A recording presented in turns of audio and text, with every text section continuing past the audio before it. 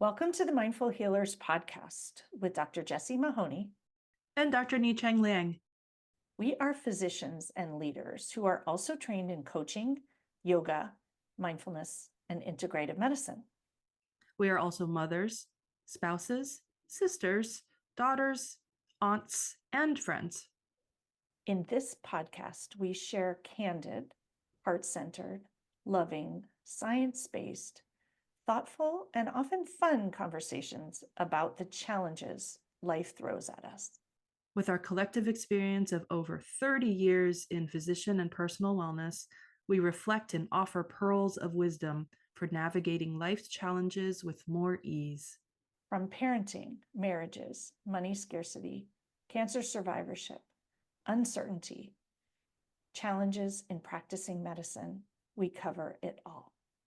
We invite you to refresh your perspective and empower yourself with mindset, mindfulness, and other well-being tools that actually work. A quick reminder that nothing in our podcast is medical advice. Today's podcast is going to be a fun one. How to work with your spouse. We all work with our spouses all the time, actually. We just don't realize it. The inspiration for this podcast, though, is that I get asked all the time, how can you work with your spouse? People tell me all the time, I could never do that. And how I would like to begin is that even if you don't run an actual business or have an LLC together, you work with your spouse every day as partners, parents, and running a home/family. All of this is actually the equivalent of running a small business. And so the intention of today's solo cast is to share tools and wisdom for how to work better with your spouse. And I will share some personal stories and experience and my thoughts. Takeaways from today's episode: show up with mindful intention. Choose the tone and energy you want to bring. Communicate clearly and explicitly, even if your spouse knows you really, really well. They still can't read your mind. Set yourself up for success with support, help, coaching, mindfulness, breaks, massage, yoga, self-care. Take good care of yourself. As is tradition, we'll begin with a moment of pausing and breathing and arriving and settling in. Getting yourself in the right frame of mind for this conversation. Connecting to the breath. Remembering the breath is always available. Remembering there is value in pausing and breathing. Responding rather than reacting. And noticing your body. Noticing your physiology. And being intentional with that as well. And as I often do, I invite you, if it's safe to do so, to bring a hand to heart. Just sending yourself some oxytocin and good wishes for this conversation, and an invitation perhaps to try hand to heart before other conversations with your spouse, loved ones, or any difficult conversation. Or even as you're spinning about working with someone. And I invite you now to lower your hands and settle in for this conversation. And as many of you know, my husband and I are about 31 years into our marriage, and we actually were together for quite a bit of time before that. We are 28 years this year into working together as parents, and almost a year into working together as grandparents. and almost a year into working together at Pause and Presence. And that is the inspiration for the podcast. Only in the past year have we worked together side by side, day in and day out. Prior to that, as many of you know, my husband was an attorney, and I worked as a physician in a large clinic. And so we would go off to work each day, and we would navigate the home business, 3 children, a dog, a house, vacations, laundry. All of those things are similar to running a business on off hours. Now we work together 24/7 at retreats, especially, but also my husband now helps me with the contracts and negotiations and trademarks and tech, in person and online. And as many of you have heard him on the podcast as well. And so this new endeavor and new relationship of working together has required some shifts, especially on my part. I'm certain on his part as well. But of course, today you're getting my perspective as a coach, as a mindfulness teacher, as a neurotypical person in a neurodiverse relationship. And working with someone, no matter who they are, when you love them, requires even more intentionality. It also requires significant learning and growth. And what I have learned in this past year would also have been super helpful early on in our parenting, dual working parent role as well. And because I like to be transparent in beginning this, I want to just offer full disclosure that though we have been doing this for a year, there are still a lot of things we are figuring out. And as I know from my coaching journey, there will always be things that we're figuring out. And even though we have been married for over 30 years and together for, I think, 38, we still don't have it all figured out. Sadly, I still can't read his mind. He still can't read my mind. And that when we allow and accept and allow that we are imperfect and we're still growing and we'll always be learning, there'll never be a day where we've just got it figured out. That creates space for change. It creates space for love. It creates space for acceptance. And so I encourage all of you to think about this and think about your relationships, whether as business partners and or parent partners or intimate relationship partners. Your relationship will always be changing. And there will be seasons of your life, seasons of toddlers and babies, seasons of school-age kids, seasons with pets and dogs, seasons of empty nesthood, seasons of grandparenthood, seasons of dual parents working, someone staying home. There are so many different seasons that when we decide that things are temporary and this is a certain season, our current season is our first year figuring out working together, it creates, again, more space. So I'm going to share some tips for working together with more grace and compassion and ease. And as I was pulling together these tips, what I realized is these tips are essentially like a coaching and mindfulness final exam. So while some of them might seem beginner tips, they also take a ton of practice and they take time. And that's one thing I'll say here about working together better with a spouse partner is that it takes time and you need to invest the time in yourself, in the relationship, in the communication, in accepting. And when you do that, that is where things begin to shift. We think that it should just be that way. They should just know us. And yet it takes time. And so my one-liner cliff notes is to show up with caring, mindful intention, always. And so number one is to be mindful. but a reminder that mindfulness has a number of very important tenets. And so, being mindful, I'm not referring to sitting down on your mat meditating, though that certainly helps you be a better partner and coworker and colleague. What I'm advocating here is patience, presence, curiosity, non striving, non judgment. There are many more, but those are the ones that came to mind here.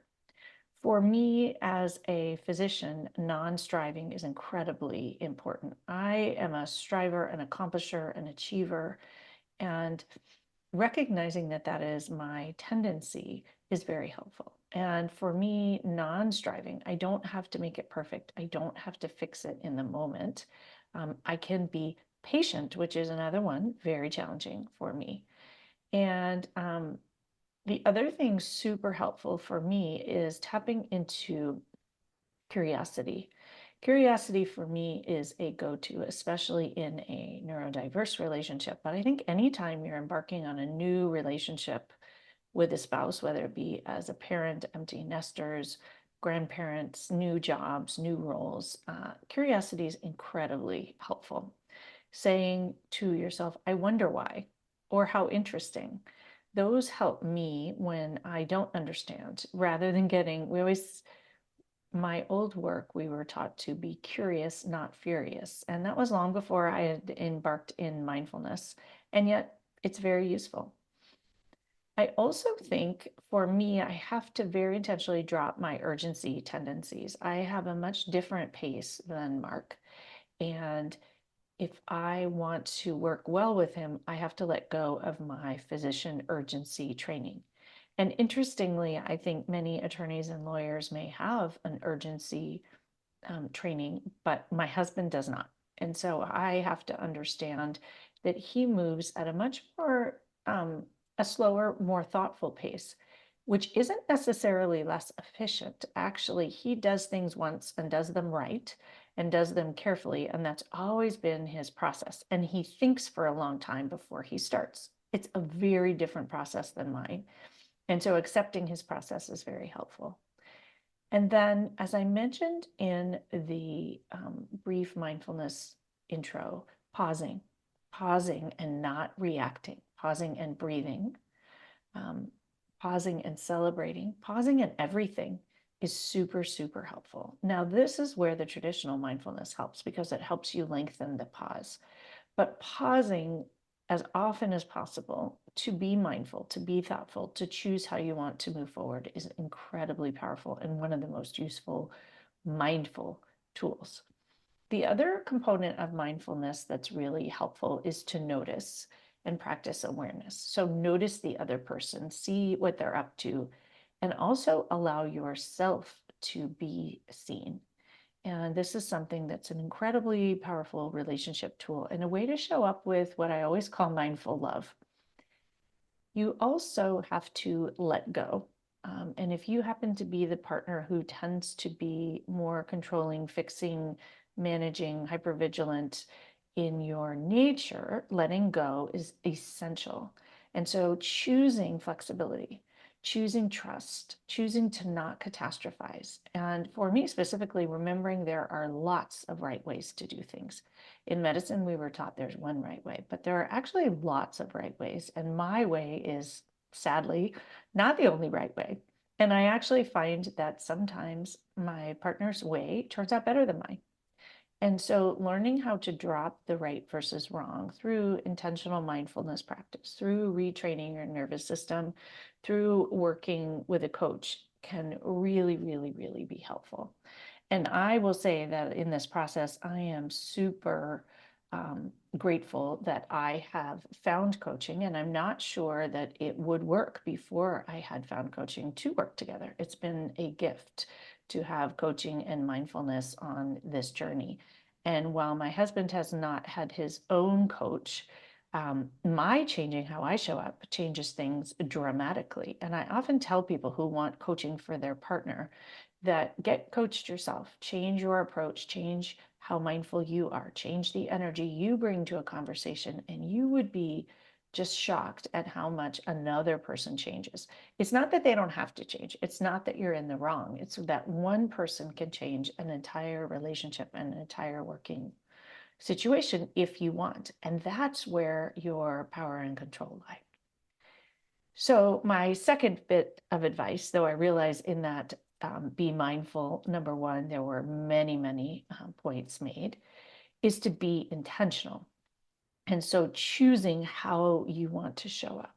So choosing perhaps to show up with grace or compassion or kindness.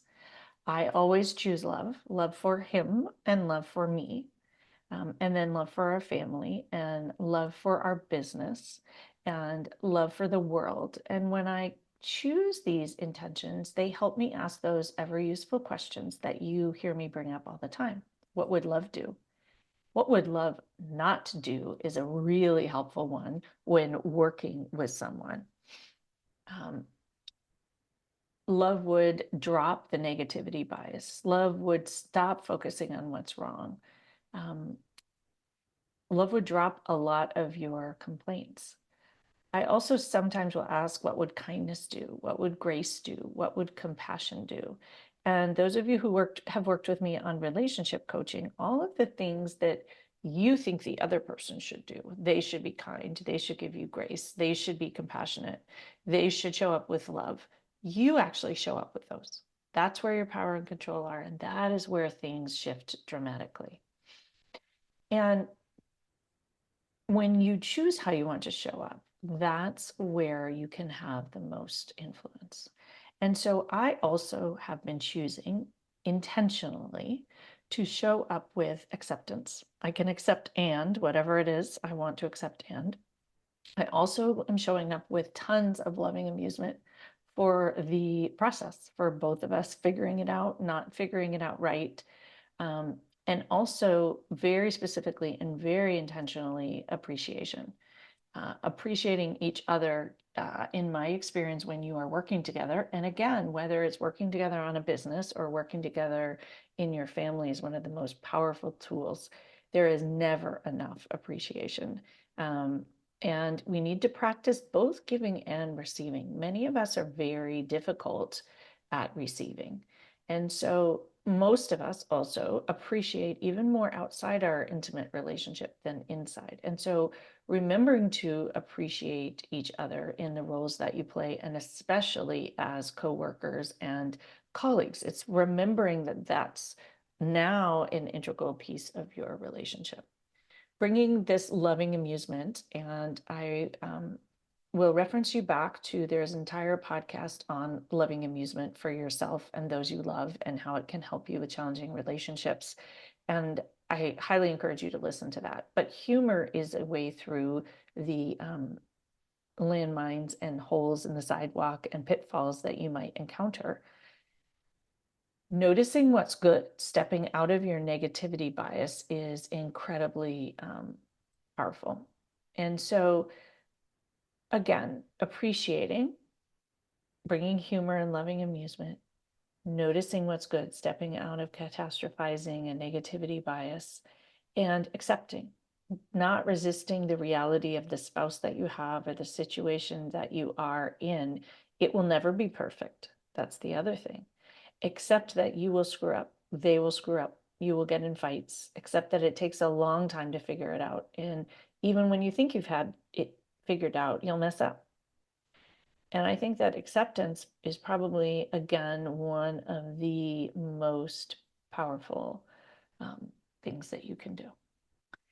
Trust is another one, and showing up intentionally trusting. Remember that in medicine, we were taught not to trust. We were taught to trust and confirm. We were taught to be hypervigilant. We were taught to be over-responsible and toxically independent. And so allowing your partner, especially when you're working with them, to do it their way and trusting that they're a good human and that they can. And I will share here vulnerably that one of the reasons I wanted to have Mark work with me, I very much needed help, is that I trust him. And it was, it's very hard to bring in someone who can help you with taxes and finances and accounting and contracts and negotiations if you don't trust them. And so who better to trust than a spouse? And so I think we very often get caught up in working is different than a relationship. And I would argue that it's all one and the same. So a couple of other things that I think are really powerful here that come up often are telling good stories. So telling stories rather than I could never work with my partner, but wow, we work together really well as parents. We work together really well as household managers. We're always looking for what's wrong, but my bet is for most of you, you've worked together pretty darn well. Maybe it's 80% good, 20% bad. You get to choose. But focusing on those good stories and what's working is powerful. I have decided that our working together at Pause and Presence is an opportunity to grow our relationship. We've been working on this relationship for 38 years, and this is something we haven't done before.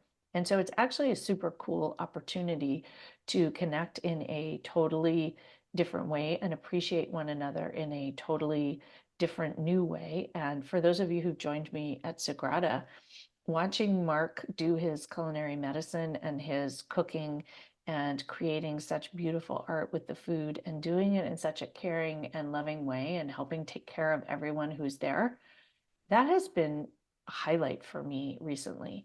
And it's not a side of him that I saw. And I think for him, watching me do what I do in terms of coaching and teaching and doing all of these things has brought him some sort of new insight and new ways of connecting with me. Communicating clearly is the other one. And this one is much harder than it sounds. I thought that I was a good communicator. And what I have learned in working with my spouse is that I'm not as good a communicator as I thought. And I think that Nicheng and I will shortly do a podcast on mindful communication. And it's one of these things that we can all grow and learn in. But I have learned that I could communicate better, despite all of my communication training as a physician and my training as a coach and being mindful. Being thoughtful about your communication and clear, especially in a neurodiverse relationship, and especially in a romantic slash working relationship. Not that you're being romantic all the time, but you have this crossover of all of these things. And so I assume that because my partner has known me for so long that he would know exactly how I would want something done. But when you're working together in a business, he may or may not know that. In fact, he probably doesn't. And so I have learned that I need to be very specific. And the more specific I am, the more help I get. Remembering that it's very hard for many of us to ask for help. And so I have to be willing to ask, which is hard for me. I was taught that asking for help is selfish, and yet being clear is actually one of the kindest, most caring things that you can do, and being honest and asking for what you need. So when I flipped it to rather than asking or, this is what I need, but I'm being honest, that inspires me to really share and be more clear about it. As I mentioned before, communicating appreciation, incredibly powerful. Pausing. And I talked a little bit about this in prioritizing the pause. We know in communication that pausing gives the other person time to hear what you have to say and process it to respond. And many of us, especially in medicine, we talk fast, we talk quickly, and we don't pause to give other people a chance to respond. And the more complex it is, and when you have emotions in the way and a relationship in the way, you need even more pauses. And so I have been learning to pause more, learning to slow down, learning to simplify, and learning to ask for what I want. And I think there's a lot more to mindful communication, especially in intimate relationships. And I do a lot of work on mindful communication and loving relationships in the Mindful Love small group coaching that's coming up. Starts in about a month, and I would love to have some of you join me. The tools that I learned there have actually, I would say, got me to the point where I could work day in and day out with my spouse, and they have grown our relationship tremendously, even though I didn't learn them until about 25 years into our marriage. They helped us get out of this difficult spot when my husband was struggling with his mental health. They helped us figure out what we both needed and wanted in the relationship going forward. And they help us every single day now as we navigate working together. And I do want to say it's actually really fun, and it's actually a beautiful opportunity to grow our relationship and live a life that we never thought possible and make an impact on the world that we never thought possible. And having Mark share in the Sagrada retreats and seeing how he inspires people to cook, and also inspires them to get their husbands and male partners to do more cooking is really pretty powerful. And any partner also. And I think just realizing that seeing us work together as a couple, I think inspires others that these kinds of things are possible. And none of that was something that I had appreciated, 5 years ago. While I didn't, well, we already had been partners in parenting and running a home with 3 children and a dog and all the other things. And that is, as I would say, working together. So whether you work together in a practice or whether you work together in an LLC doing some kind of real estate, I know a lot of people do that. Even just your home family life is in effect a business. So tip number 3 major category is setting yourself up for success. And so the first part of that is setting that intention that I mentioned, choosing the tone and energy that you want to bring. And so I have chosen that I want to bring peace. My words for the year are probably the ones that are working very helpful in the working with your spouse. So peace, free, strong, and fun is the other one. And so those can help guide me, or you could choose loving energy. The other one, as many of you know, is my husband had set this intention to win Employee of the Year. He said that was his intention for the year, which on the one hand is funny, and on the other, it's really beautiful. And it has inspired me to try to be the best boss of the year, which is in part where this podcast topic came from. Like, how do you become the best boss of the year? What does that mean? And so coming into it with an overall intention of that is number one, bringing fun and lightness. And it's the flavor of our interactions. And I do want to say not every day and not all day, every day. It is not without significant challenges. So number 2 in setting yourself up for success, in my case, is to support myself well so that I can show up as the best version of me, which is absolutely needed in a working relationship with a spouse or intimate partner. And so, as I mentioned, I have signed up for unlimited yoga this year, and I'm doing yoga more than I ever have. It supports my nervous system well, it supports my body well, and it supports my mind well. So it keeps me much less reactive, much more calm and grounded, and able to be the best version of myself.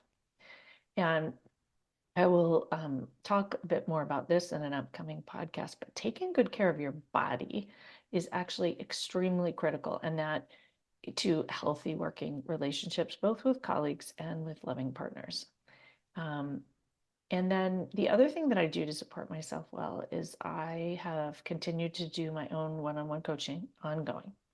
And while I have been in the coaching world for more than 6 years at this point, I have continued to get coaching, not every week, but having a resource and someone that I've worked with for a while as an ongoing touch base resource has been super helpful for me. And not making it optional, making it just part of my own personal growth and my own commitment to having a healthy marriage, a healthy relationship, and a healthy business.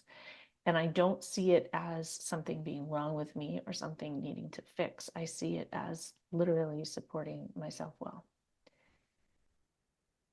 So setting myself up well also is having a list of simple strategies. And so asking myself the helpful questions rather than the good ones. Those of you who worked with me know about this. There is also a previous podcast on asking yourself good questions and coming up with your own list. My list is not necessarily the list that's going to help all of you. So, for example, what would the best boss do? boss of the year do? What would wife of the year do? What would love do? What would peace do? What would trust do? What would appreciative do? What would fun do? So when I put those words that I want into that framework, it helps guide my decision. And very often the answer to that is pause, be present, breathe. Sometimes it's set up a coaching session. Sometimes it's go for a walk. Sometimes it's do yoga. Sometimes it's ask for what I want. And again, it's when you ask these questions and you ask good questions rather than why did he do that? Why doesn't he care about what I want? Why isn't he taking this seriously? Why isn't ... None of those are helpful questions. And when you ask bad questions, you get bad answers and you get an unhappy relationship. Another simple strategy, as I mentioned, was telling those helpful stories and keeping them extremely short and extremely simple. And so the way that I like to describe our working relationship is a fun project, a great experiment, a fantastic opportunity. Choosing words like that you remember and you have top of mind can be super, super helpful as you are working together on whatever it is you're working on.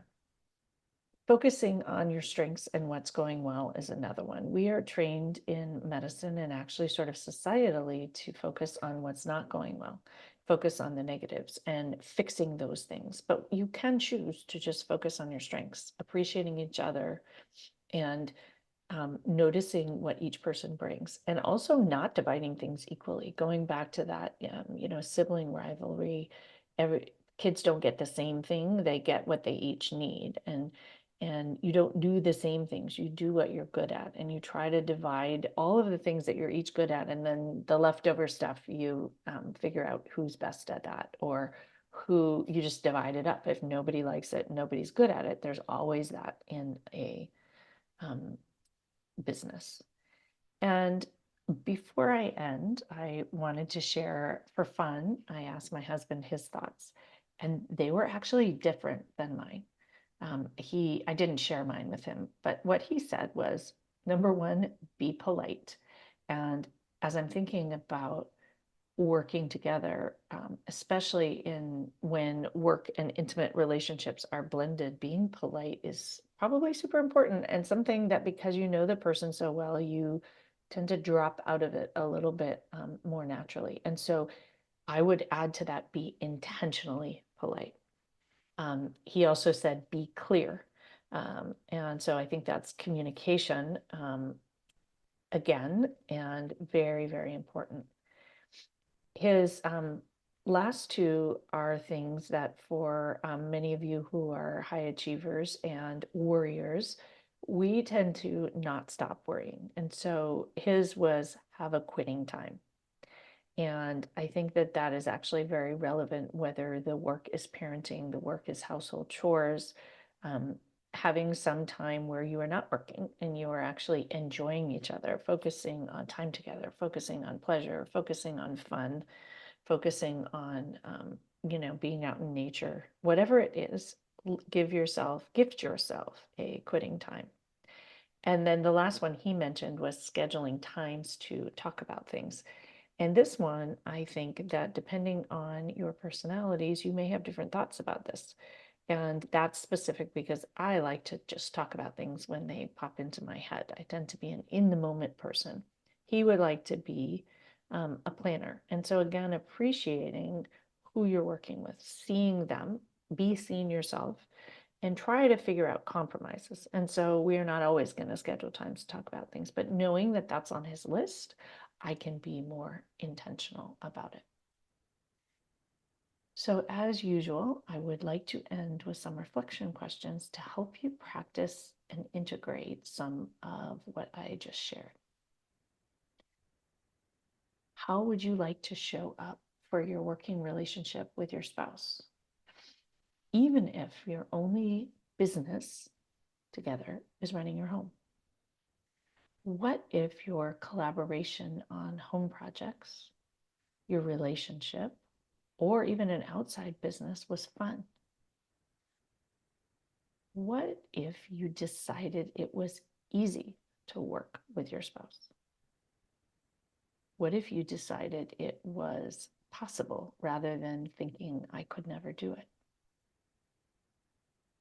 Would you show up with more loving amusement, more humor, and more playfulness, even when it comes to work/business/home management, financial conversations? My wish for all of you is loads of love and loving amusement and fun in the weeks and months ahead in your working relationships with your partners and spouses, no matter what they look like. And as I close, I would very much like to encourage you to join us for a retreat. This is the space where I would say that we have our working relationship optimized, and it's so fun. And the retreats, I just can't say enough about how fabulous and awesome they are. And I hope that more of our listeners will get to enjoy them. There are retreats that are open to men as well as women. There are retreats that are open to non-physicians. So please reach out, ask your questions, and I am happy to explain and explore and figure out where the best spot for you is. The other nudge at the end of this podcast is to encourage you to join me for Mindful Love, which is my next small group coaching program that's going to start in late March. I only offer it once a year, and it is an opportunity to explore these mindful marriage coaching tools. And you don't need to be in a marriage, just any kind of intimate relationship. Sometimes people come even around relationships with their mothers or other important intimate relationships. The tools apply to all. It's just a beautiful opportunity to explore these issues, and you can get CME for mindful communication. And if by joining the small groups, and you can add in some one-on-one coaching for that as well. And if you don't feel comfortable in a group yet, number one, I would encourage you to try it and save some of the special stuff for your own personal coaching. But in groups, I do a ton of teaching as well as at retreats. And it's something that you get some of in your one-on-one coaching, but many, many people who've done one-on-one will also join small groups and find that they learn so much more and they get so much more practice, and there's so much value in listening to others that I encourage you to consider it. And if you feel like you really can't, or something in your relationship really needs one-on-one, or you are just, I had someone the other day say to me, I'm a one-on-one coaching person, then reach out for one-on-one. And I just strongly encourage you to try it. You would be surprised at how much positive change you can make in your experience, not only working with your spouse, but your marriage and your relationship and your joy and peace and fun and freedom in your life. So thank you all for listening today. May you all be well, and may you all love and be loved. Thanks so much for joining us. We encourage you to dive into the show notes for each episode for more learnings and resources. We also invite you to take a listen to the many other Mindful Healers podcast episodes. And please share the podcast far and wide with colleagues, friends, and family. If our message and approach resonate with you, we would love to work with you. When you listen to a podcast, you consume information, but when you work with us, you can actually practice and change. We offer coaching and mindfulness experiences, talks, workshops, retreats, and more. Connect with us at themindfulhealerspodcast.com. The content of this podcast is not medical or life advice. We invite you to participate in the mindful moments we offer at the end of most of our podcasts, but please only do so safely.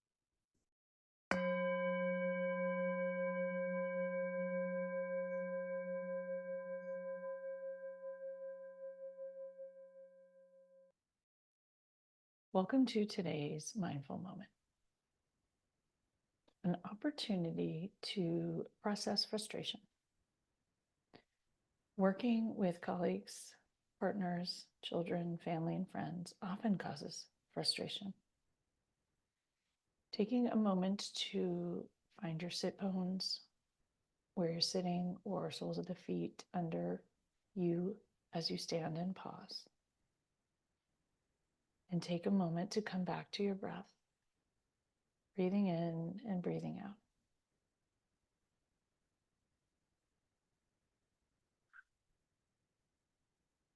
Bring a hand to heart and another hand to top.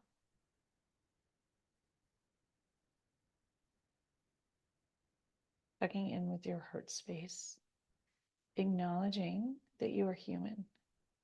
Humans have hearts, humans have feelings, and humans experience frustration.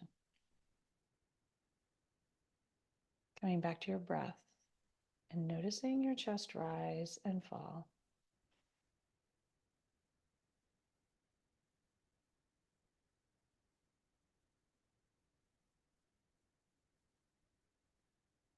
And if it's comfortable to do so and safe, close your eyes and connect with what it feels like to be frustrated. As you hear me say the word frustrated, where do you feel it? In your belly, in your heart space, in your throat? Where is frustration in your body? Might it be in multiple places?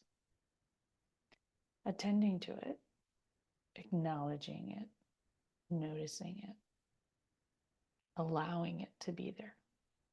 Rather than trying to make it go away, can you let it be? Can you let it move through you? Can you let it perhaps even soften?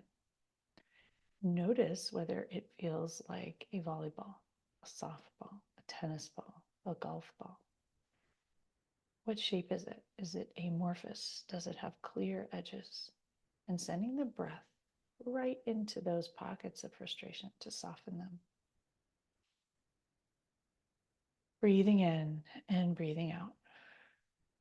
Noticing your chest rise and fall. Notice if your toes are gripping on the floor or you're leaning into your seat, and get comfortable. Loosen up. And once again, attend to those pockets of frustration, wherever they might be. Sending the breath there. Enjoying it.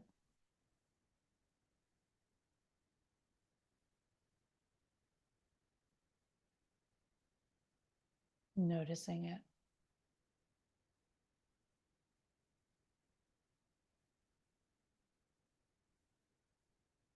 And sending yourself compassion for frustration. Perhaps the other person is doing the best that they can. Perhaps you are doing the best that you can.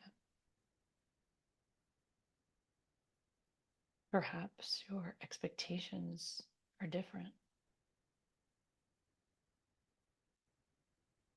Coming back and taking an even deeper breath. And on the out breath, letting go of the tightness. Sending yourself compassion. Sending your partner, colleagues, or others compassion. Noticing any new level of softness. Continuing to breathe in and out, hands to heart, hand on heart. Pressing in, releasing oxytocin, dopamine, serotonin. Enjoying a little peace, relaxation, softening.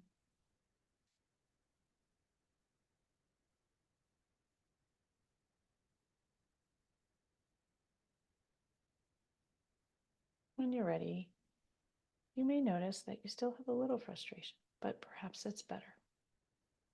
Lowering your hands and opening your eyes. And just letting what is be without resistance. Thanks so much for practicing with me today. Have a beautiful day.